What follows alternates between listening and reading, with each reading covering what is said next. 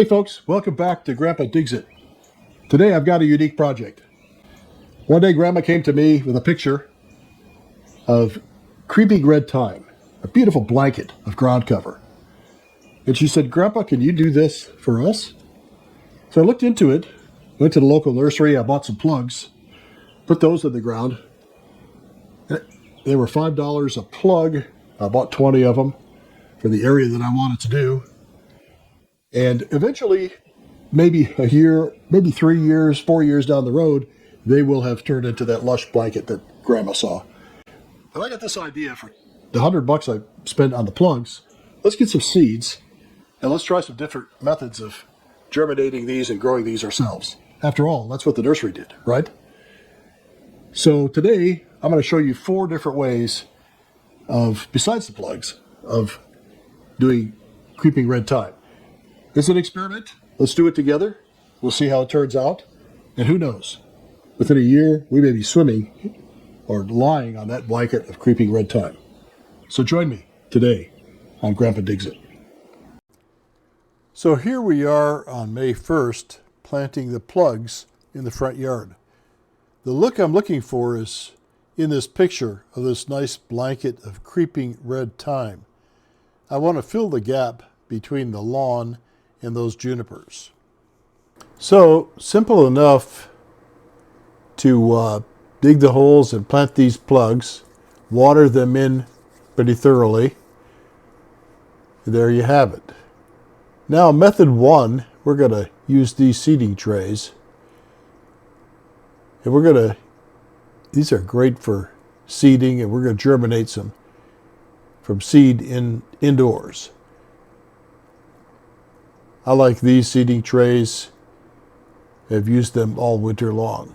I'm using a mixture here of coco coir with some perlite in it, and just tapping it down, and here's your seeds. These seeds are about as small or even smaller than ground pepper, so you really got to be careful with them. And you plant them in each cell. We're going to do about 12 or 13 of these cells with 12 cells in each. 12 or 13 of these packages. First, water them from the bottom, but throughout the process you should really mist them from the top. You don't want them to get too waterlogged, but this will create humidity within the dome. Put your seeds in there and they'll suck up some water through capillary action. But be sure that you mist them with your mister on a regular basis, because you want to keep the top moist. You don't want to overwater them. It's a good way to kill your plants. So here you go. You're going to create humidity within that dome. Here we are at the light rack. Here's heating pads here, and lights, grow lights. Nothing special on the grow lights. You really don't need all these fancy grow lights to do this. Trust me, I've grew a lot of seeds over the winter here. But we've got several more of these to put in on these pads, these heating pads. We put the domes on top for humidity, and we did water them in from the bottom. So let's put these in the racks and count off the days and see how long it takes for these to germinate. I've got 3 shelves here, so we'll get 9 of them here. And I've got another rack over there, so we'll put the other 3 over there, and I think we'll be pretty good to go with this start. Now on to method 2, starting these seeds in small pots in totes outside. These seeds are going to go on the surface. These are nice and wet and damp, as you can see. Those are 3-inch pots. They may be a little bigger than that. Right now, what we're ready to do is put some seeds in there. I'm going to take these gloves off because these seeds are so tiny. So here's my handful of pepper. Again, as you can see. And we'll put a few more in here than we did in the other ones. I don't want to lose track of what cell I'm in here either, guys. So if I forget, I don't want to double up and I don't want to skip one. We're going to try all this. I'm trying to think to myself while I'm doing this, do I want to put these in a covered tote or not? Because that'll make a big difference on the humidity and a lot of other things, and I think I may try to do that.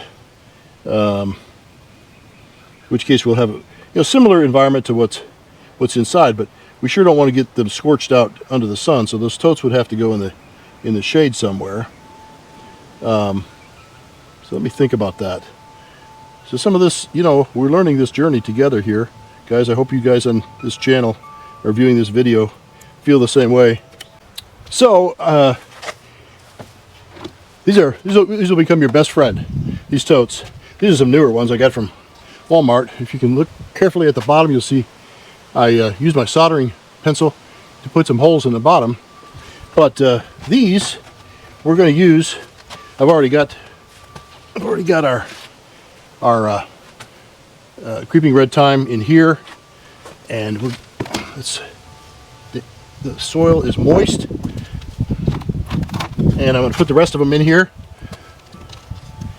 I could fit 12 in each one, and I should probably do a few more, or I can use the space for something else. But the idea of these totes, now you see they're in the shade. They're getting sun. As long as I can see the bright sunlight up there, the sky, the bright blue sky, they're cool. You don't want them baking in hot sunlight at this stage, but having them out here in the totes with moisture, they're going to generate their own moisture from the initial watering or touching up with watering once in a while, but they'll stay damp and moist in here. We're going to put the tops on them, clear cover tops, and what that'll do is provide a greenhouse effect for these, and we don't need any holes on the top.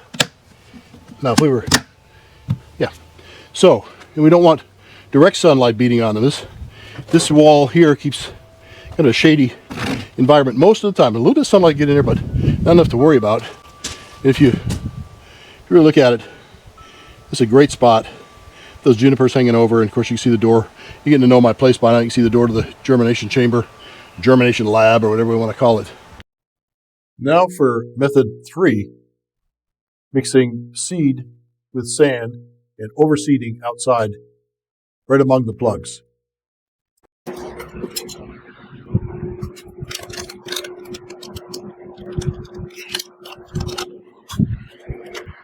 I've had good success with using this, I guess it's called nursery soil cover sand. I've used it for a number of different things, and so today what I'm going to do, I've got an opening cut already.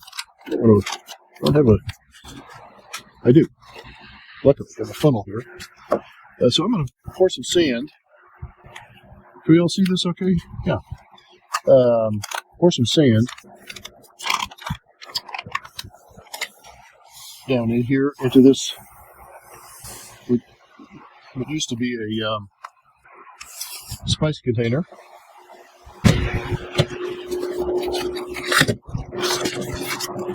Then, as you recall, these seeds, these creamy red thyme seeds, are so fine, so fine.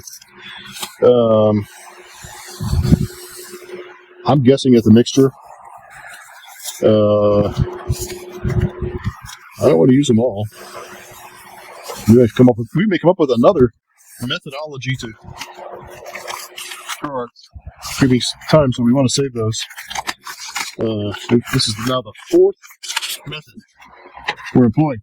Geez, I hope we get some creeping thyme out of this, right? We'll probably more than we need to. So, I'll take this mixture. If you look at it closely, you can see the creeping thyme is the dark, and the sand is the light. And we're going to mix it up real good. And what happens is that'll help us distribute that into the soil. Hopefully they're of about equal weight, similar, so they can distribute these more uniformly throughout the sand. And I do a really good mix-up here, like that. And we'll shake it as we go. Okay, so let's go out to the garden and deploy this method of getting some creeping thyme out in the garden on a direct sowing basis. So as I was describing in the germination lab, we got this creeping thyme mixed with the sand, and we're going to generously spread it over here. And remember, creeping thyme does not like to be buried. It's probably okay to lightly whack on it, press it in a little bit, but the seeds are so tiny, they need light and dampness to germinate. So we might go over this twice. I think this black gold will really help get this off to start. And like I've told you before, germinate seeds do not require nutrients. However, outside, if you're doing this outside, you're kind of putting these to nature. Is how does creeping thyme grow naturally? Well, the seeds fall off, they grow into the soil, and so on. So there's naturally nutrients in the soil. So I don't think we need to be nutrient deficient here. The plant straw is not going to help. And I think the nutrients from the black gold will probably help once these seeds germinate, which, well, we're finding out inside. Just took about 10 days, less than 10 days to germinate inside. We got about the same temperatures out here. It does get chillier at night, but we get the mid-80s now. It's May 25th here in Zone 8A, Alabama. Now I'm just going to tap these. I'm not going to bury them, but I'm going to tap them in. And I didn't quite use half, so I think I can go over these even a second time. This, I think mixing them with sand is just an incredibly great idea I learned from YouTube, because that way you don't have to sit out here with your fingers trying to put those little pieces of pepper evenly throughout this area. The sand helps you evenly distribute them. So this was a real cool method 3 for germinating creeping thyme in the garden. Direct sowing out in the lawn, exactly where it should be, among the plugs. Unfortunately, we've had so much rain in Alabama Zone 8A, it washed away all these seeds. I really don't think we're going to see any germination out there. So this method was actually a failure in spite of our best intentions.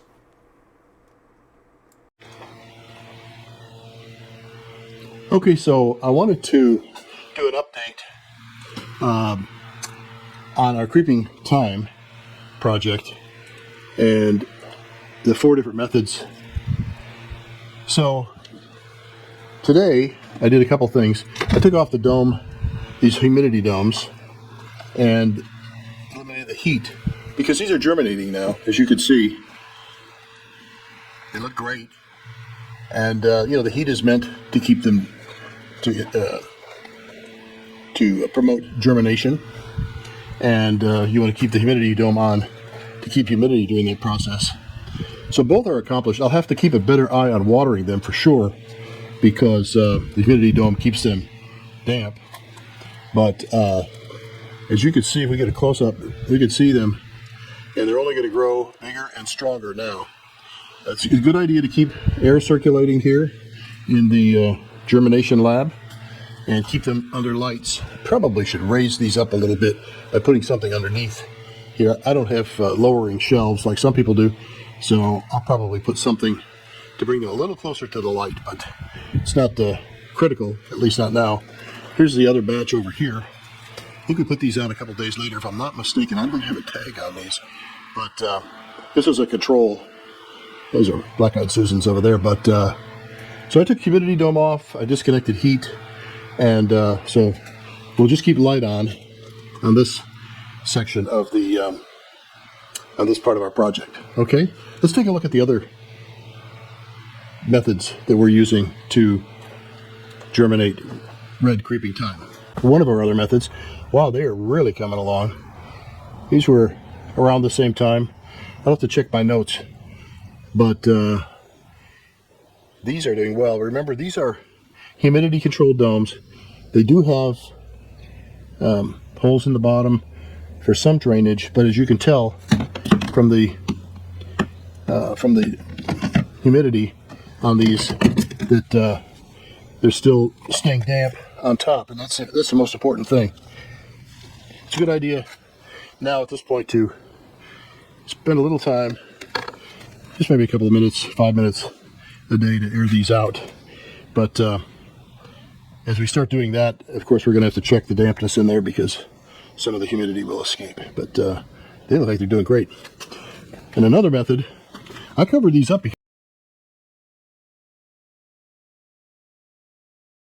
because we get so much rain. So I've covered them when we get heavy rain. We had 4 inches of rain in one day, which really made a mess of these. But I managed to, let's make it out of the light so I can save these. These are just 2 plastic containers with holes in the bottom, and the coco coir and some perlite. And these seem like they're really doing well. Off and on covering them up with the clear tote because of the issue of too much rainfall in there at one time. I could probably leave it off, but they're doing so well right now. Why bother changing anything?